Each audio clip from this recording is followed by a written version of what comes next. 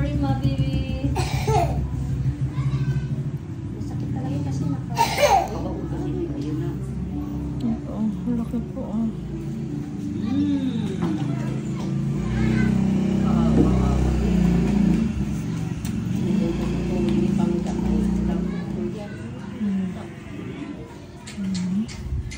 Grabe, laki.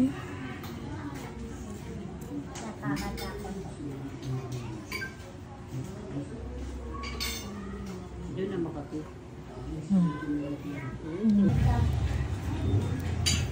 Buwan pa daw papadala? Ako may si Bobby. Ako tumusin talaga eh. Upa na buwan yun eh. Ang kilin mo ng tatay. Bali yan, pinayad lang din nila. Yung upa talaga sa bahay. Hindi sila na mismo ang sarili. Pag may upang, ibibigay. Apan daw may iba? Oh, yung bunso. Ini-rubber na yan. Pera ko talaga ng kalahating milyon sa... Ako, babawasan din yan. Sabi ko, isang ila niya na lang. At least, kung gusto na tubusin, mabuti pa, inasipin mo. Sorry po. Okay na po. Saglit lang po. Saglit lang po ito. Pero matagal po bago tumubo ulit. Kasi grabing baon na po eh. Ayan. Kasi nga putol lang po siya ng putol dito. Yung natitira po, ito po yung bumabaon sa laman. Easy ka lang, ma. Okay, pasakit lang po. Masakit. Natanggal yan, wala hinahayaan ka. Sakit po talaga ito. Konti lang po. Ito po ng dry skin na nakasabit. Oh.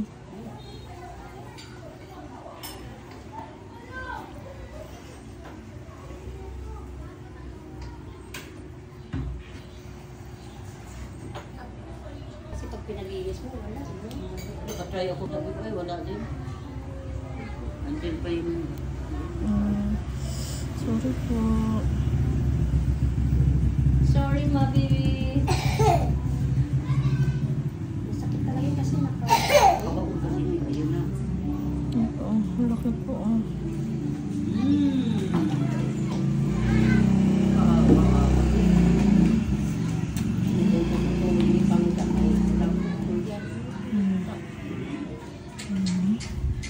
Grabe, laki.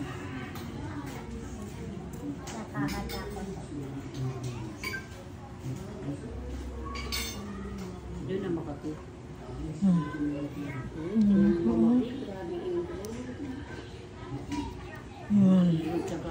Grabe yung pinagbaunan, oh. Ito yung oh. Ito po yung oh. Tingnan mo po, nagbibi po siya, oh.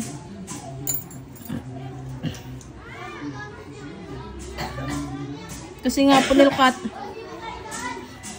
nail cutter lang po yung ginagamit niya po sa pangpuputol po ba. Kaya yung pag nag-cut siya, pag may naiwan dito lang, tumutusok lang po ng oh, hindi no.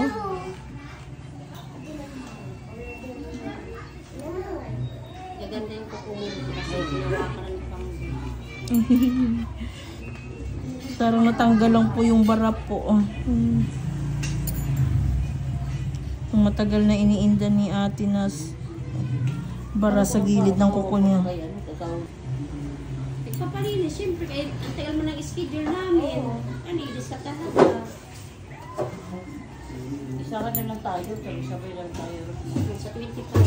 Sa September. Kahit hindi na po.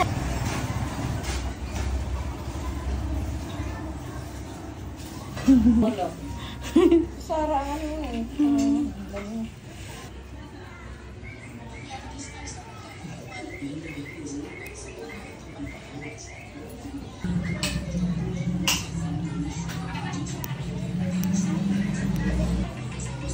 Ang kapal po ng kuko ni ate dito, oh. Tapos Masakit baon. yan eh pag ano. Oo, pag kaya bumaon. nagpamanicure yan siya, panay siya aray-aray. Kasi pag bumaon po, at least dito nga isahang hugot lang eh. Hindi na siya pinahirapan. Yun lang una.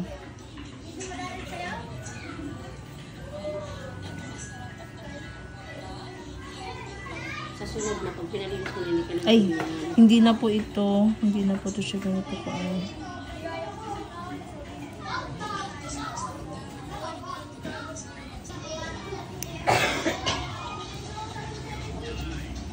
Ano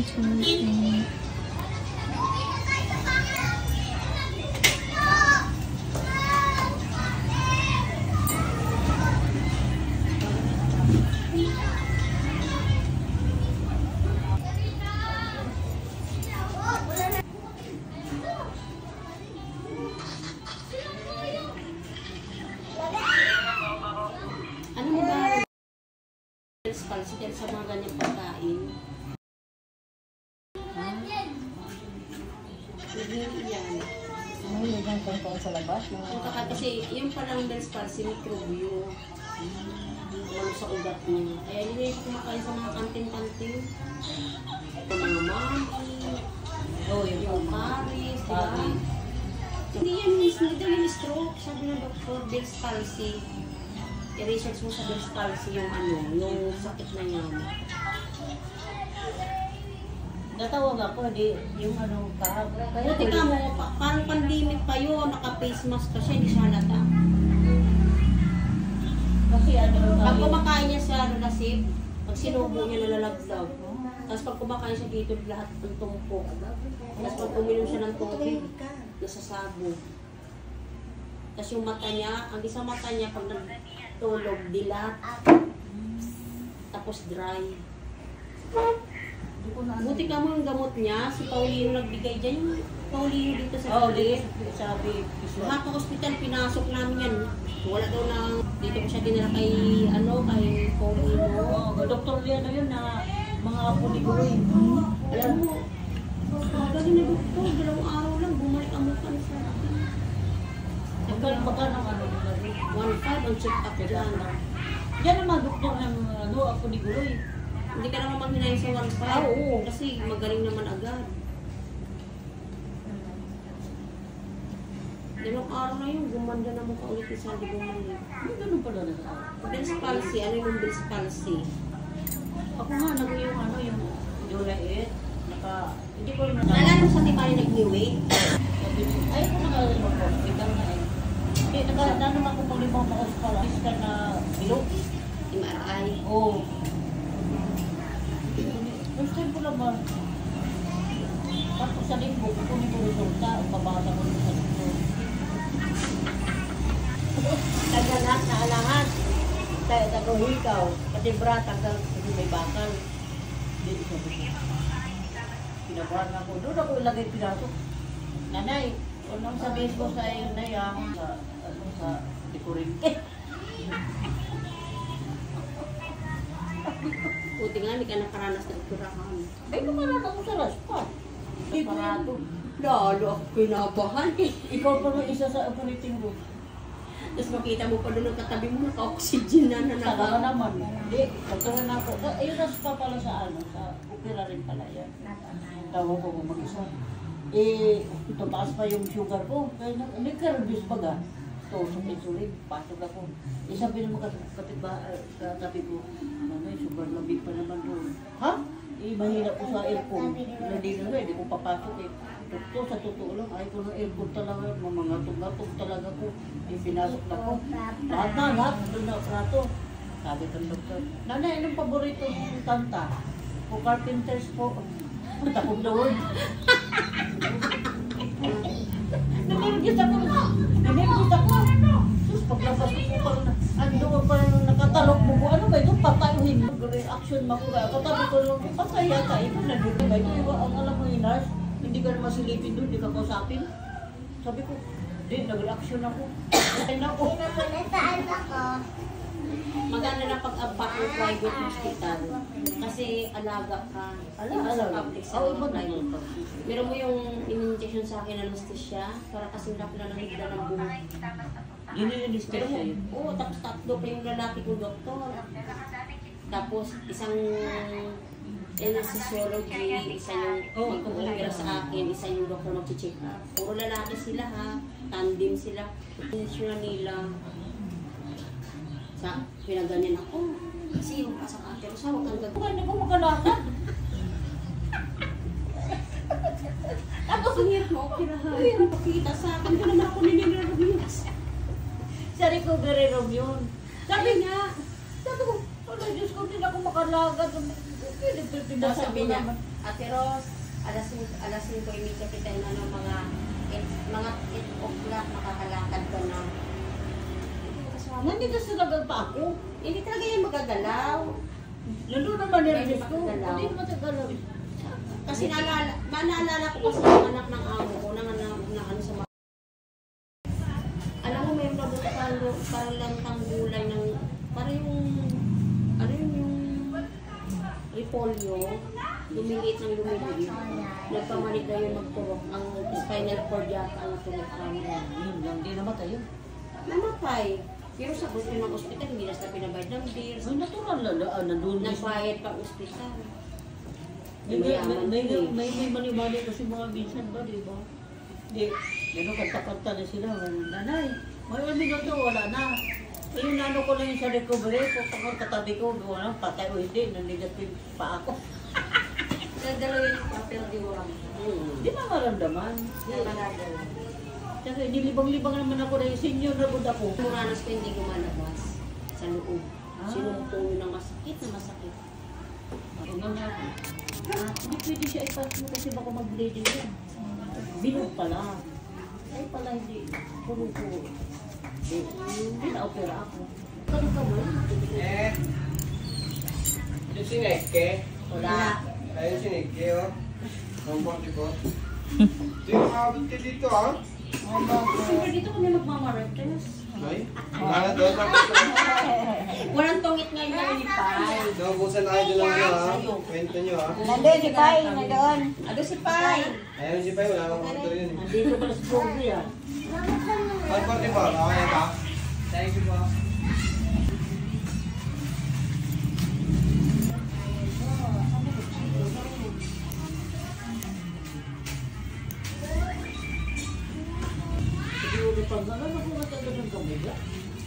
Tunay na rin po.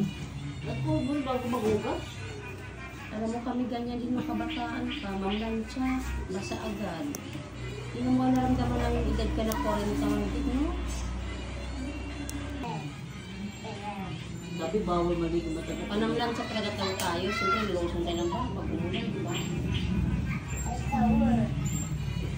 Laki ng putol, oh. Laki ng naiiwan. Sorry po. Walang masakit. Ayun. Hindi, tanggalin ko muna yung dry skin. Kasi ito, oh. Makapal din po yung dry skin niya, eh. Para may angat ko ng buo yung kuko. Para hindi ganun masaktan si nanay. Wait lang.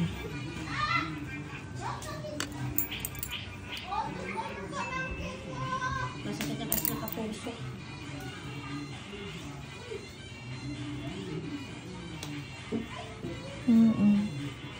Parang barado po siya dito. Wala rin yun.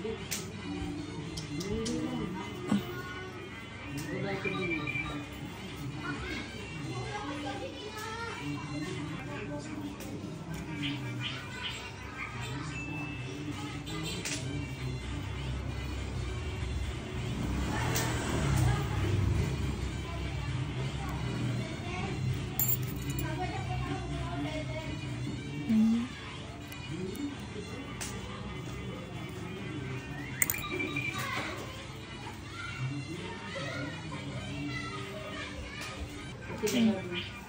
Ang sabi sa'yo, tinutulong ko talaga kasi ang hina talaga ng community.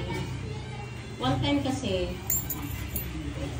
kinausap ko na siya, buwan ng June. Kinausap ko na, June, July tayo, May, buwan ng May. Sabi niya, May, nagpunta siya sa bahay. Sabi niya, bayad niya raw muna sa ilaw. Pag-loan niya na daw diyang pinaulit. Hindi. Camber card, mahina ang ilaw namin. Ano na lang kayo.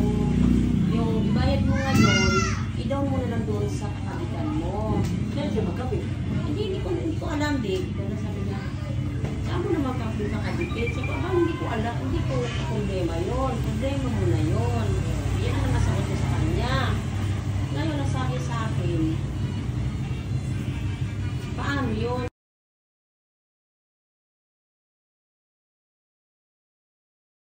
Dito na. Hindi binigyan ko sila ng 2 buwan, hindi nakahanap ng kabitan. Nagputol. Pangalawang buwan, tinuduhan nila ng paspas mula buwan ng June. Tinuduhan nila ng gamit ng kuryente. Pero mo 1,960 ang bill nila. I-plus yung 1,600 na bill, di 3,568. Hindi ko siya kinausap kasi alam niya na eh. Diba? Ang sabi niya kasi, kinausap siya nung nakarang Lunes, bukas ako magbayad hanggang bukas. Ako naman, di naman ako masamang tao para kabitaan. Putulin siya agad, di ba? Nag-antay lang ako sa kanya, nakausapin niya ako. Nag-antay ako araw ng Martes, nausap niya.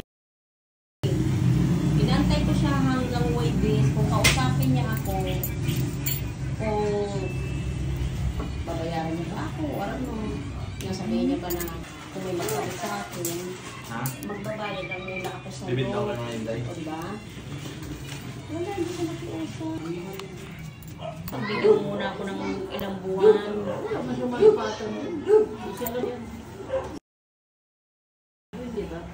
Uy, nakikabit lang talaga yan kay Al. Ay, puno na rin pala dyan. Ang bahay ka.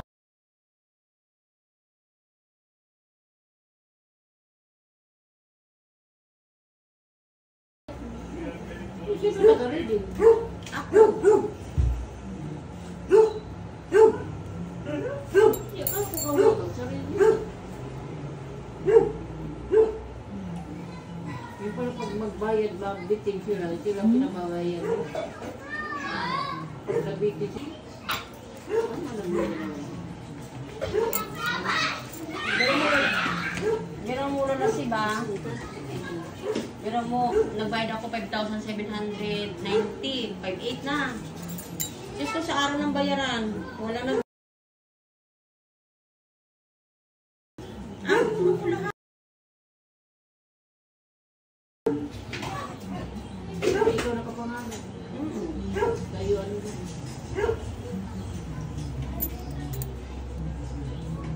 Abuno ko yan lahat. Kala mo ba? Pati tubig. Wala namang problema sa akin kung ano eh. Kausapin nila ako. Ako din, pray mo ba dito? Sama na tayo, sweet tayo. Bako rin ako to.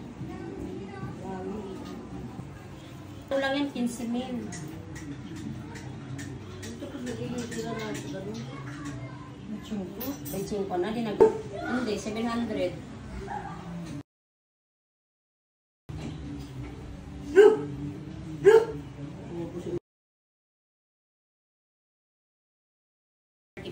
Yung ano,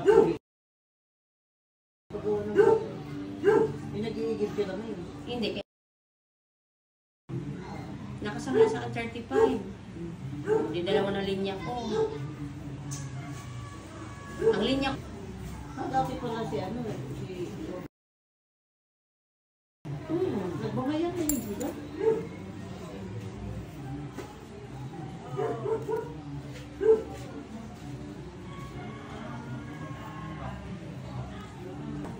hindi pa, September pang usapan namin mga tutubos ko.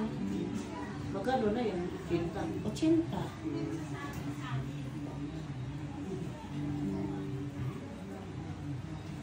Diba, kawo, kasi yan mo dito naghanap buhay. Mga anak, May tutubos naman daw yun, walang problema kung tubusin mas maganda nga. eh, pa, may mga anak na. Sabi ko nga sa kanya, nag-usap lang kami nakaraan, sis, tutubos. Eh, yun pwede. Hindi naman daw niya. May pagindahan.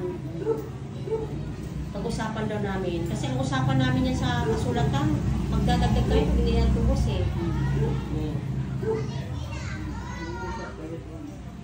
Ah, kumbaga kung hindi niya matutuwa. Na? Burati kayo. Hindi niya sa tutubo. Tsaka hindi na ako papayag na 1,000 upa niya dyan. Pag ano.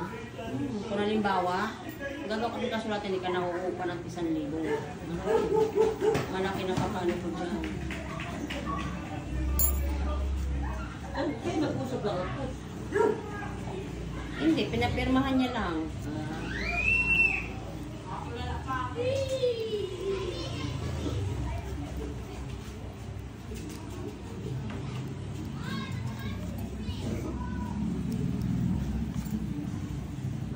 July na. Kanino? Ewan ko sa tulungan. Ano sabi na, hindi na alam kung saan lang ba. Kasi di